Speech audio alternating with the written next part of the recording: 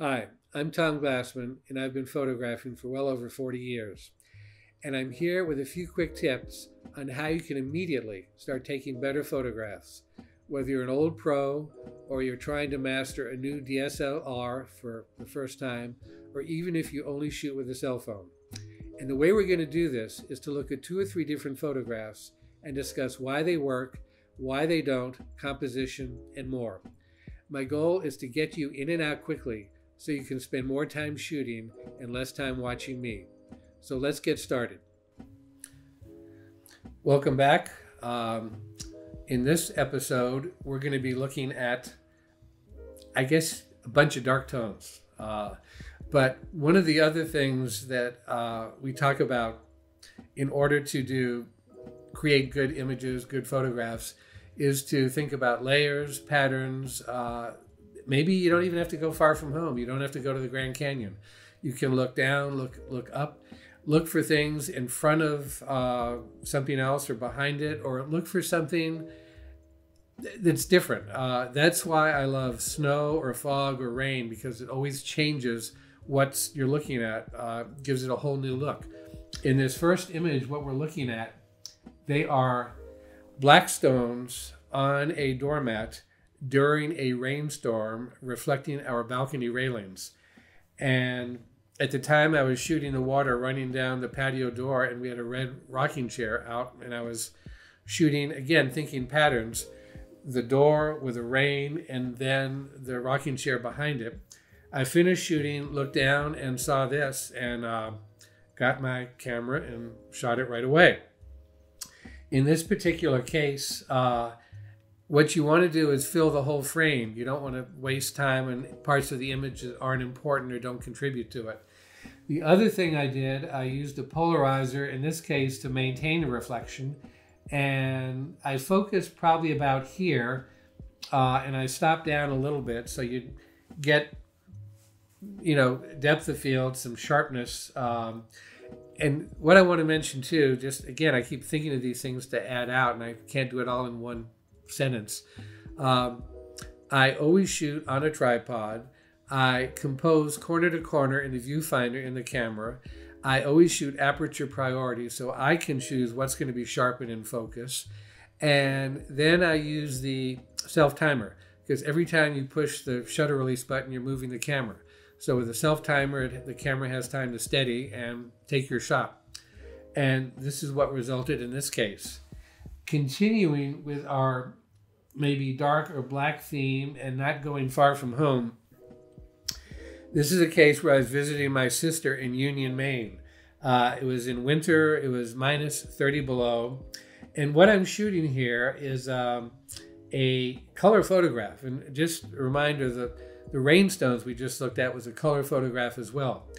What I liked about this image, first of all, it reminded me of the Currier and Ives series of prints that were prevalent in the 1840s, 50s, and 60s, I guess. In this case, a color photograph.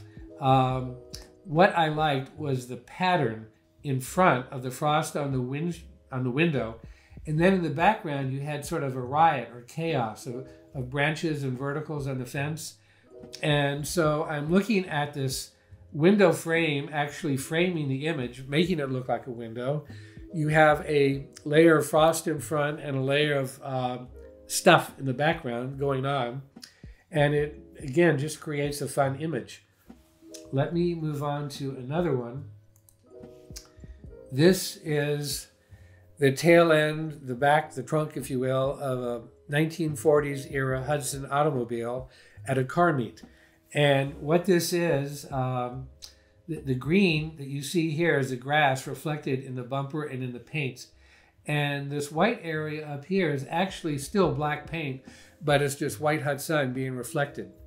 Again, if you guys have been to car shows, and I've been to a lot, usually what happens, they're so crowded you can't get a good shot without people kind of ruining the image, or there's so many cars so close together you can't isolate a car.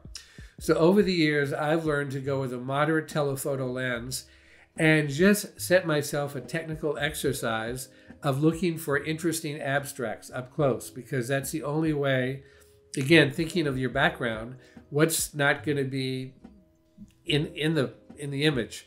Again, to get a good image, you have to think about your background and how it's going to work.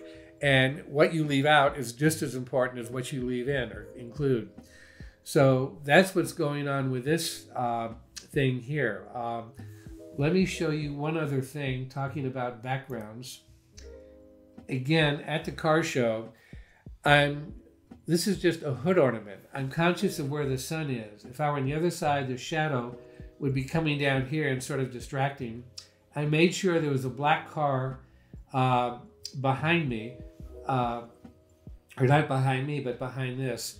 So it accentuated the paint going on here, and it just makes for a nice sort of abstract that's going on there. Again, thinking of backgrounds, this is hood ornament on another car. Use the polarizer to saturate the red, otherwise it would be too reflective, be almost a bright washed out white or pink.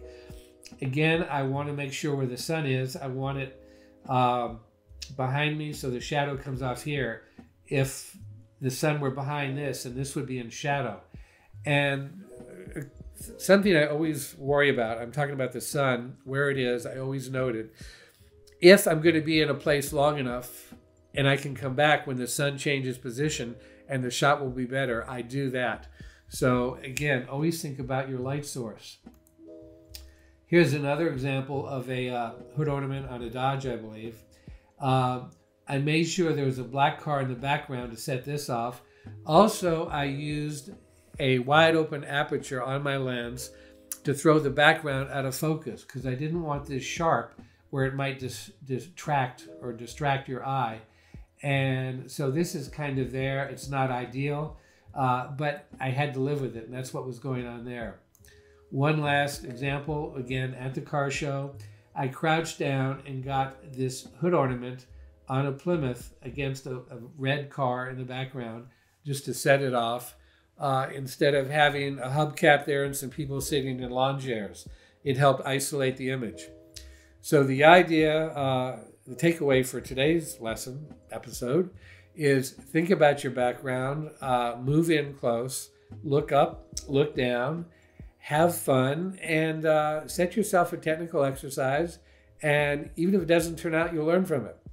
Keep shooting, have fun. We'll see you next episode. My young computer-savvy assistant reminds me that it's really important to ask for likes and subscribes, but I would also love some comments below discussing what we're diving into and what you might want to see in the future. With all that out of the way, thanks for watching and thanks for your patience. See you next episode.